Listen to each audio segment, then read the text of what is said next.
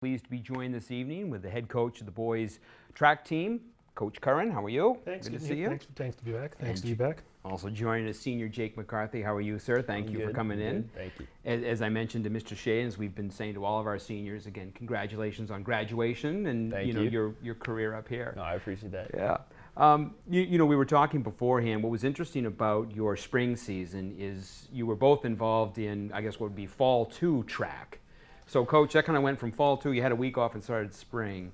From a coaching standpoint, would that change? Did that kind of change at all how you approached the spring track season? Just a little bit. I mean, when you think about it, we started in late February, and then we're ending in late June, so it's double the normal season. Right. So what we did was we were able to more build up, change the training a little bit, I should say. We were able to build up stamina and strength, and then focus on speed, because we did have a lot of the same kids from one season to the other. So we had a great transition. Right. So that helped us to kind of change how we normally do our training. So, Right. Take what would normally be a 12-week, now we have 16 to 17 weeks, extended a little bit more. Yeah. Jake, from an athlete standpoint, you're kind of going, like it is, as Coach said, it's a longer season now. Does that kind of change the way you approach your training? Or? Yeah, I feel like that week off was really important because you're coming out of a hard season. A lot of work, a lot of training went into it. And so during that week off, I try to really take a rest and enjoy myself because I knew what was coming in the next season. Right. It was going to be a lot of work.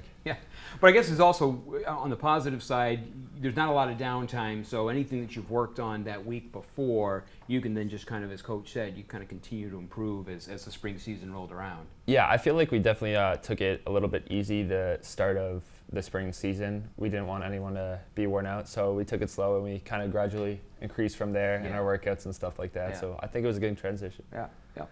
I had the privilege of calling a couple of the meets for you guys, and it was absolutely fantastic to watch. And because I think a lot of folks don't know what goes in, behind the scenes to, it's, as I said to you, Coach, it's kind of like herding cats. I mean, there's stuff going on all over the place. But one of the things that I noticed, obviously, was, we have certain numbers of athletes that are playing track and field. And you come up against a school like a Hopkinton, let's say, and they just have many more numbers. And so it's you kind of know what's going to happen because everyone's got points. And from a coaching standpoint, Coach, how do you kind of prep for like that, knowing you're taking on a squad like a Hopkinton, for example, that has just many more numbers and so can enter in more events? How do you kind of address that from a coaching? So you sort of see it, what you would do is we would mix things up a bit. We'd let the kids know, hey, we know what we're getting into. We know it's happening, but this gives us an opportunity to move kids around, move athletes around, put them in events that maybe they're not used to, or just an event that will help them later on. We might take a hurdle or put them in the 200, which will help build strength later on, and just let them know, hey, we know what we're getting into now. Do what you do here now. We want your best performance. That's it. Whatever points we get, we don't care. But you use that and you build it then for longer term. Same thing, for distance events and whatnot. Same thing. We just have to think about big picture. Think of that the next week or 2 weeks down the road. Right. Jake, from an athlete standpoint, when you see a team and a squad like Hopkinton, and you just look at the numbers that they bring to the field. From an athlete standpoint, when you kind of get into a match like that or in a meet like that, how do you kind of prep yourself maybe the week before? What are you looking to take out of a meet? Well, like you said, it's kind of a lot of planning. You know what you're getting into, and it's kind of one of those things where just every point counts. Every position counts, and like you said, you may run an event you're not usually used to for the benefit of the team. So, for example, most of the season I ran the 800, but against Hopkinton, I ended up running the mile. And it's kind of one of those things. It's different, but you want to. You just got to plan ahead and know what it's like. And is that like hey, by the way, Jake, we need someone to run a mile, and you just go, okay? Is that, I don't know if you want to throw Coach under the bus? Is that kind of how it works? Yeah. That'll be the 2 mile. Yeah, he was going to put me in the 2. I was not happy about that. Hey, thanks a lot. But, no, it wasn't bad. It's not too different. But yeah, Hopkinton is one of those teams where you just got to focus on your individual placements because even the difference between first and second can mean the world. Yeah. I mean, and Coach, one thing that I did notice, and Jake, you're part of this as well, is the communication that goes on not only between the Norwood track and field guys, but even the Hopkinton. I mean, there's constant work within the teams. I mean, Hopkinton people saying to Norwood guys, oh, maybe do this or whatnot, and there's total encouragement. It's almost something I've never really seen Yeah, before. It's fantastic. It's unique in track. I mean, where you do see kids, wanting to compete against each other, and they also want to see, the kids that do the great events. Yeah. We had, John Palumbo this year, who ran 10.8 twice, tying a school record, handheld time for school record that stood for, I think, 30 plus years. But coming in, I think he ran that against Medfield.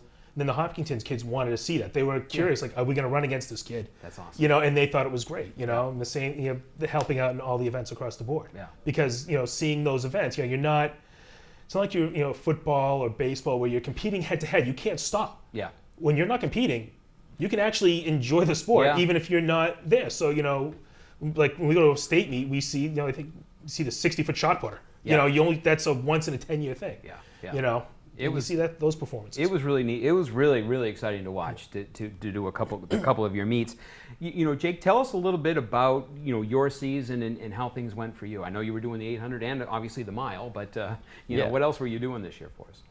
So I was also throwing discus, which was a cool addition. I mean, it's not really what I'm used to. Right. I'm kind of like, I'm not the strongest person, but it was fun to throw discus, and I actually ended up throwing it at the TVL meet, which was kind of hard after running an 800, but it wasn't easy.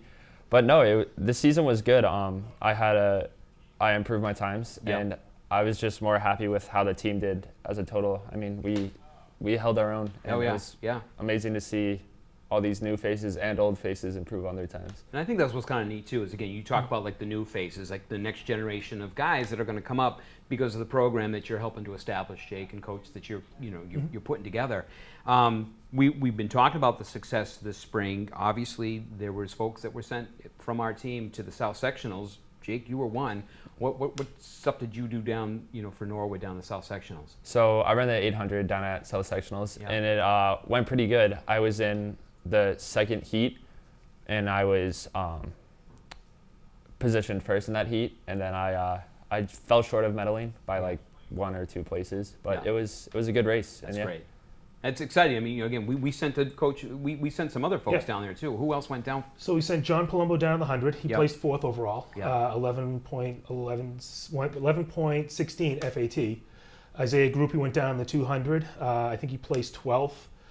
2 relay teams went down, the 4x1, and they placed 10th, and the 4x400 meter relay team, and they placed 8th, and Wow. they medaled. So That's great. we had a great, all things considered, we had a pretty good showing down there. Yeah, it was as I said, it was a very exciting season for everybody involved.